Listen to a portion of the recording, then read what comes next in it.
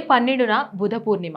ఈ పౌర్ణమి తరువాత జ్యోతిష శాస్త్రం ప్రకారం కొన్ని రాశుల్లో కీలకమైన మార్పులు చోటు చేసుకుంటున్నాయి. ముఖ్యంగా మిథున రాశిలో ముఖ్యమైన మార్పులు జరగబోతున్నాయి.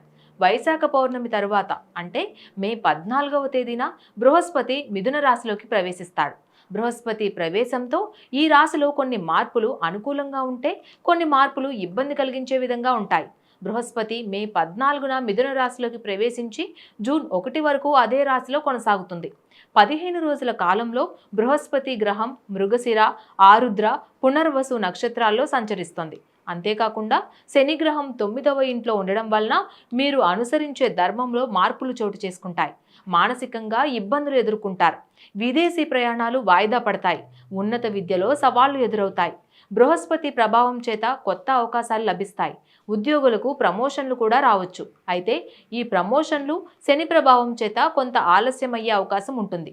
ఆర్థికంగా మిశ్రమ ఫలితాలు ఉంటాయి. అనుకోని విధంగా ఖర్చులు పెరుగుతాయి. అప్పులు చేయవలసి వస్తుంది. ఆర్థిక వ్యవహారాల్లో ఆచితూచి వ్యవహరించాలి. బృహస్పతి ప్రభావం చేత ప్రేమ సంబంధాలు బలపడతాయి. వివాహానికి అనుకూలంగా ఉంటుంది. కుటుంబంలో సంతోషకరమైన వాతావరణం నెలకొంటుంది. పిల్లలు కెరీర్లో విజయాలు సాధిస్తారు. ఇక ఆరోగ్యం విషయానికి వస్తే మానసికంగా ఒత్తిడిని ఎదుర్కోవాల్సి వస్తుంది. చిన్న చిన్న పనులకే అలసిపోతారు. ఆహారం మితంగా తీసుకోవాలి. వ్యాయామంపై దృష్టి సారించాలి. విశ్రాంతి తీసుకోవడం మంచిది. రాబోయే కష్టాలు, నష్టాల నుంచి బయటపడేందుకు నవగ్రహాలను ఆరాధించాలి. సోమ, శనివారాల్లో నవగ్రహాల ప్రదక్షిణ చేసి నువ్వుల నూనెతో దీపం వెలిగించాలి. ప్రతిరోజు కూడా శివ పంచాక్షరి మంత్రాన్ని జపించడం వలన గ్రహ దోషాల నుంచి బయటపడొచ్చు.